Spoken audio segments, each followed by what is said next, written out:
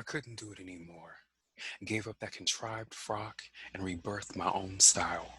Started hating myself when I realized the power you had over me. I had to overthrow the government for placing restraints on my livelihood and authenticity. I came out of the state's skin and confidently walked back into my own. I laughed at the puppetry, cut the establishment strings, gave myself a new life. The old one died. No more blue tears. They're purple now. Had to love me more than the situation I found myself in to truly let go. When freedom called, I found my rightful place, and nothing, I mean nothing, is going to turn me around. That's a poem I wrote called When Freedom Called, The Fallout. I am Buddha Desmond, and I will be giving you a brief inside look at who I am as a healing artist. Just a second, let me share my screen.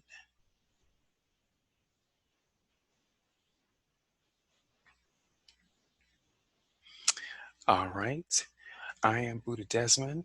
As you can see, there's a little picture of me as a baby, probably somewhere between 1 and 2 years old, in the upper right corner of the screen. I am a writer, poet, an entrepreneur, a health and wellness coach, an advocate, and a singer and an artist. I've been into the arts ever since I was very, very young, and fortunate enough to come from a family that is pretty artistically inclined and that encouraged me to um, experiment and to do as much as I was able to do with my art skills and with my talents. I consider myself an artivist, and I write about the gritty side of life, imparting messages of hope, optimism, persistence, and resilience. Some of the themes that you may find in my work include personal empowerment, freedom, liberation, individual and collective health and wellness and healing, identity, belonging, and legacy.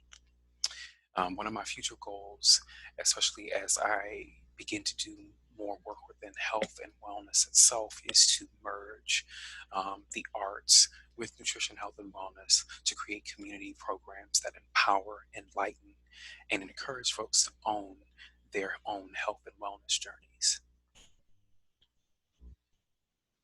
I'm the author of three poetry projects. The most recent one that was published in April of this year during National Poetry Month is From the Inside Out Poetry Collection. In 2014, October of that year, I published a chapbook called Exotic Shifter.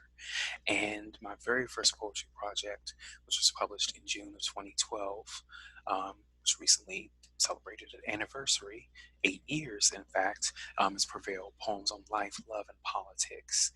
Um, from the Inside Out and Prevail are both available on Amazon. So if you're interested in getting a copy, definitely feel free to go there. Exotic Shifter was printed by an independent press. So there are only a couple copies left and I own them. So if you want a copy of that, definitely can reach out to me and I'll provide contact information at the end. And as far as where I sit within the intersection of art, health, or excuse me, art, healing, and the immigrant experience, again, I go back to myself as being an artivist and my art forming or being used as a primary source of activism. Um, it's my mission to use my work and my what I've been blessed with as a way to build connections and to build bridges and not to create divisions. It is my goal to um, raise consciousness, to raise awareness of the issues of the day, to inspire discourse, to promote different perspectives, especially those that are not the same as my own, to be a change agent and to tell the truth. Poet June Jordan says that that's one of the main goals as a poet and a writer, is that it's our mission to tell the truth and not to turn a blind eye to what's going on.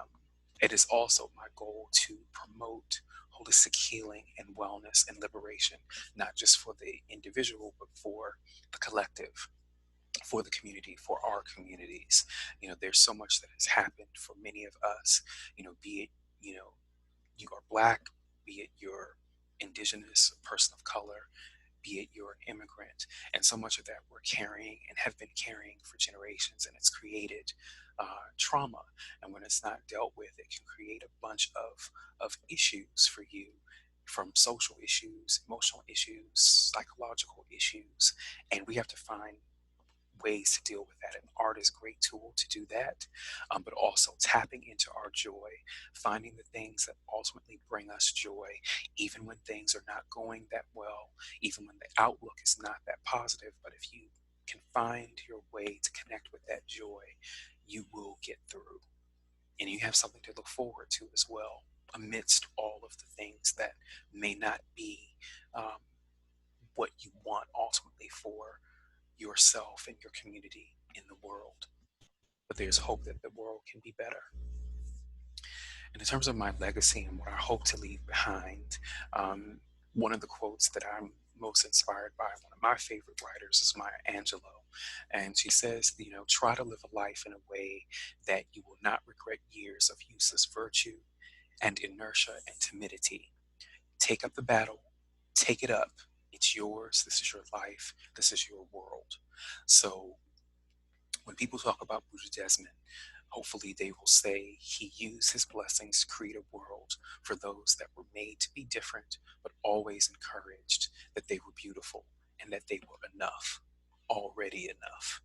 And to create this world, he started first with himself, and he embodied that which he valued: love, faith, hope, joy, optimism, resilience, persistence in the face of opposition, truth, courage, wellness, and liberation.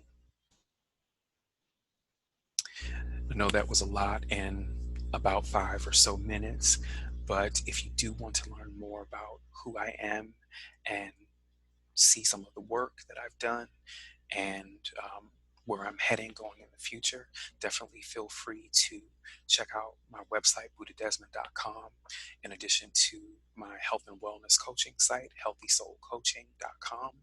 You can find me on Instagram at Buddha Desmond and at Healthy Coaching, and also on Facebook at facebook.com/Buddha Desmond and facebook.com/Healthy Soul Coaching.